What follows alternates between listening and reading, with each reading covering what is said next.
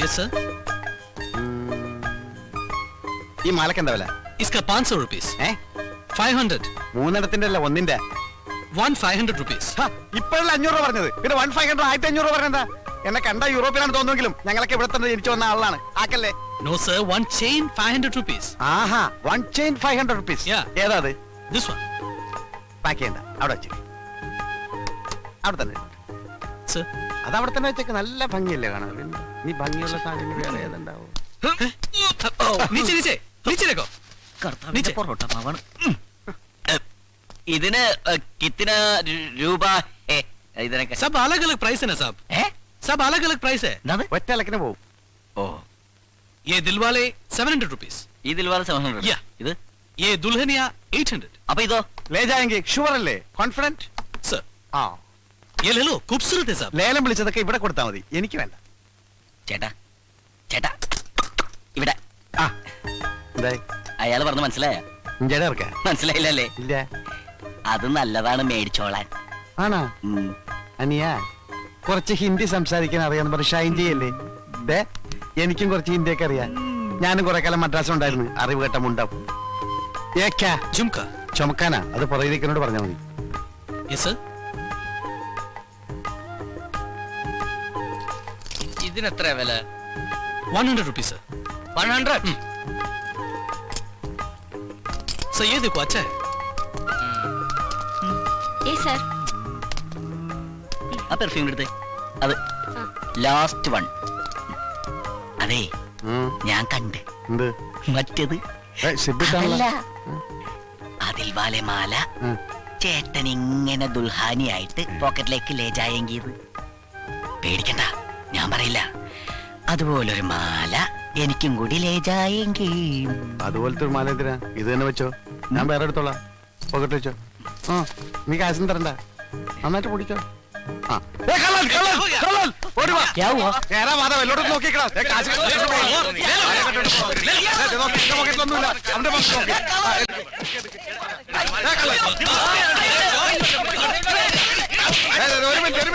ഒരു മിനിറ്റ് നിർത്തി.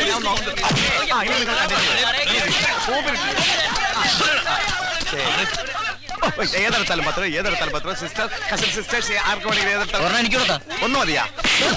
ആ, ഏതെടുത്താൽ 20 രൂപ, ഏതെടുത്താൽ 20 രൂപ.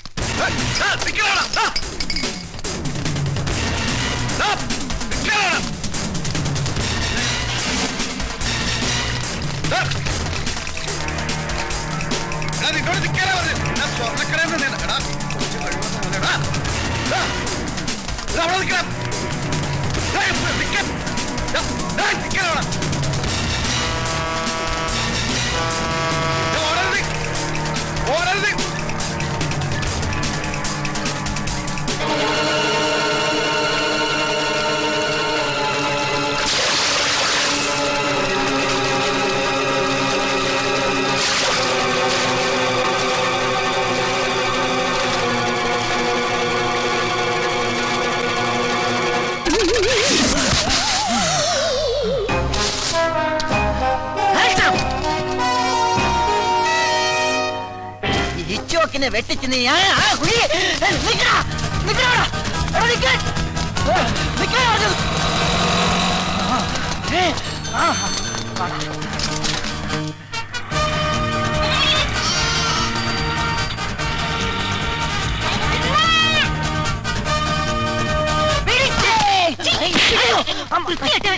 മാറിപ്പോയി. തീവ്രവാദികളെ നിക്കടാ. ഇതെന്താ പക്കത്തിലെ പുതിക്കൂടായിരുന്ന? എത്ര നേരമായി നമ്മൾ ഓട്ടം തുടങ്ങിയിട്ട്?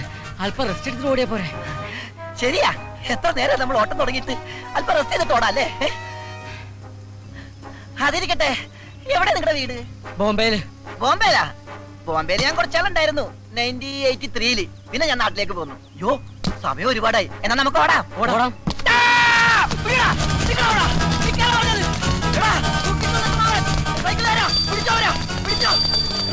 എന്നിട്ട് ഓടിക്കരുത്. ഒരു വണ്ടി ഒന്നുമില്ലേ?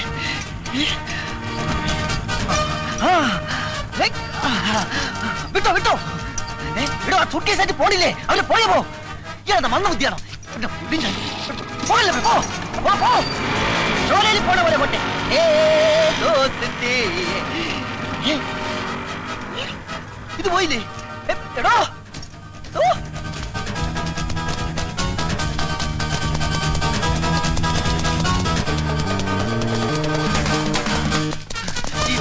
ചോക്കിന് കീഴടങ്ങുന്നതാണ് നല്ലത്. നിൽക്കാൻ മിസ്സിംഗ്,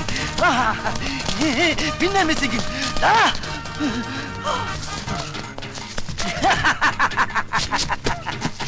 ഓഹോ, കയറ് കാറ്റി പേടിപ്പിക്കുന്നോ?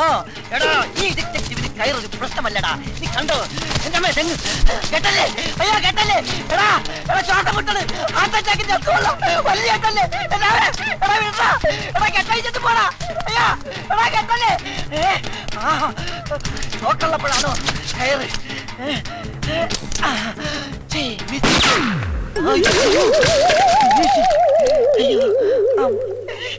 അയ്യോ ഈശ്വരാ. പിന്നെ വിളിക്കാം. മണി 11 എനിക്ക് കോടതി പോണം.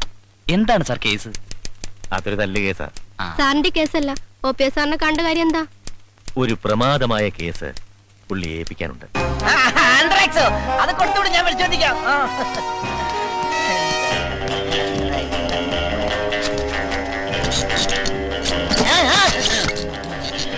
അയ്യോ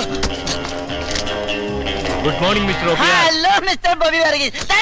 left and right hand seat ആണോ? ഇരിക്കൂ, ഇരുന്ന് സംസാരിക്കാം. രാവിലെ എന്തായിരുന്നു? വെള്ളയപ്പം റോസ്റ്റും. അതല്ല, രാവിലെ വലിയ ബിസി. അതാ, അത് 2 പാകിസ്ഥാൻകാരന്മാരെ കസ്റ്റഡിയിൽ എടുക്കാൻ വേണ്ടി പോയതാ. സർക്കാർ നേരിട്ട് വന്ന കേസായതുകൊണ്ട് ഉപേക്ഷിക്കാൻ പറ്റില്ലല്ലോ. ഞാനില്ല ഇല്ല എന്ന് പറഞ്ഞതാ, എന്നിട്ട് എന്നെ തലയെ കെട്ടിവെച്ച്. 6 കോടി രൂപയുടെ ആയുധടപാടിന്റെ കേസാണ്. ഇതിന്റെ പിറകിൽ മറ്റവരെ പ്ലേ ഉണ്ട്. ആരെ? അമേരിക്ക. പിന്നൊരു കാര്യം, വളരെ സീക്രട്ട് ആയതുകൊണ്ടാണ്, ഇല്ലെങ്കിൽ ഞാൻ കുറെ കാര്യങ്ങൾ പറഞ്ഞു തന്നെ. അല്ല, താമന്ന കാര്യം പറഞ്ഞില്ലല്ലോ. വളരെ പ്രധാനപ്പെട്ട ഒരു കാര്യം എനിക്ക് തന്നോട് സംസാരിക്കാനുണ്ട്. Tell me truth. എനിക്കൊരു ആത്മാർത്ഥ സുഹൃത്തുണ്ട്, വൺ മിസ്റ്റർ രാജീവ് മേനോൻ. പുള്ളിക്കാരനും ഭാര്യയുമായി ചില അഭിപ്രായ വ്യത്യാസങ്ങളും പ്രശ്നങ്ങളൊക്കെ ഉണ്ടായി. അവർക്കൊരു കുട്ടിയുണ്ട്. ഒടുവിൽ കുടുംബ കോടതി ഇടപെട്ട് കുട്ടിയെ അമ്മയ്ക്ക് വിട്ടുകൊടുത്തു. ഇപ്പോൾ ആ കുട്ടിയെ കാണാനില്ല. Child missing. Yes. അപ്പോ ബേബീസ് ഡേ ഔട്ടിന്റെ കാസറ്റ് കാണേണ്ടിയിരിക്കുന്നു. ഈ കുട്ടി എവിടെ ഉണ്ടെങ്കിലും അത് കണ്ടുപിടിക്കേണ്ട ചുമതല തന്നെ ഏൽപ്പിക്കാനാണ് ഞാൻ വന്നത്. ഈ കേസ് എന്നെ സംബന്ധിച്ചിടത്തോളം ഒരു തുമ്പി കല്ലെടുക്കുന്നത് പോലെ നിസ്സാരമാണ്. ആട്ടെക്കുട്ടിയുടെ പേര് സച്ചിൻ. ആ കുട്ടി ഇപ്പൊ എവിടെയുണ്ട്? അത് കണ്ടുപിടിക്കാനല്ലേ ഇങ്ങോട്ട് വന്നിരിക്കുന്നത്. ദാ, 50,000 രൂപ അഡ്വാൻസ്. ആ കുട്ടി ലോകത്ത് എവിടെ ജീവിച്ചിരിപ്പുണ്ടെങ്കിലും ഈ OPR കണ്ടുപിടിച്ചിരിക്കും. ധൈര്യമായിട്ട് പൊക്കോ പൊക്കോ. ആ പിന്നെ ഒരു പ്രധാന കാര്യം, എന്താ? ഞാനാണ് ഈ കേസ് അന്വേഷിക്കുന്നതെന്ന് ഒരു കാരണവശാലും ആ കുട്ടി അറിയാൻ പാടില്ല. പൊക്കോ.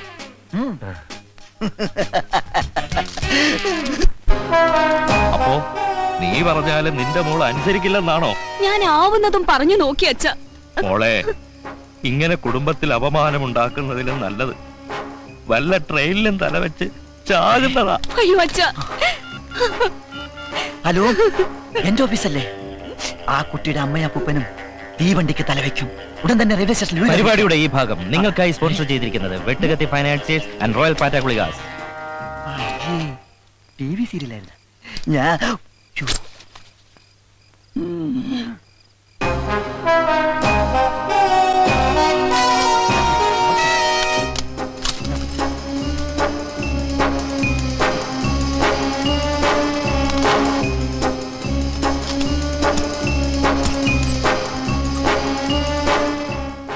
ദാക്ഷായണി വാ.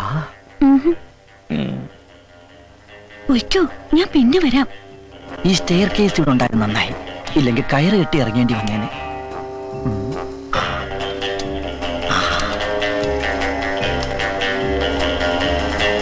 ഇതായിരിക്കും ആ പയ്യന്റെ ബെഡ്റൂം, അതായത് കിടക്കമുറി.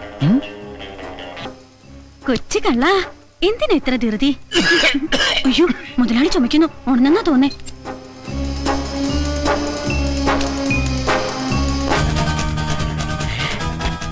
ഇത് തന്നെ അവന്റെ മുറി.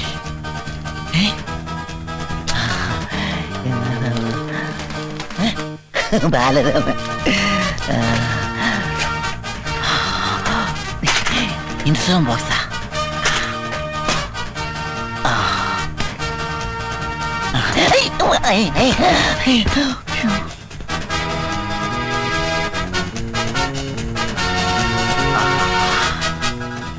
ഇത് തന്നെയാണ് സച്ചിന്റെ ഡ്രസ്. ഇത് തന്നെ. ആ, ഇതിരിക്കട്ടെ. ആ, അവന്റെ ഒരു വിരലടയാളം കൂടി കിട്ടിയിരുന്നെങ്കിൽ. ദാക്ഷായണി ഡീ ഇങ്ങ് വാ. ഓ, നീ ഇതെവിടായിരുന്നു? ഞാൻ മുതലാളിയുടെ ചുമ കേട്ടിട്ട് ഇപ്പോഴല്ലേ ചേട്ടന്റെ അടുത്തുനിന്ന് പോയത്. അതിന് ഞാൻ ഇപ്പോഴല്ലേ ഇവിടെ വന്നത്. ഓ, നീ എന്താ ഇങ്ങനെയൊക്കെ? അല്ലെങ്കിൽ ഈ ആണുങ്ങളൊക്കെ ഇങ്ങനെയാ. വെള്ളം അടിച്ചു കഴിഞ്ഞാൽ പിന്നെ ഒരു വെളിവും ഉണ്ടാകത്തില്ല. ഓ, അത് നിന്റെ ഒരു തോന്നലല്ലേയോടി എന്റെ പൊന്നു ദാക്ഷായണി. അയ്യോ!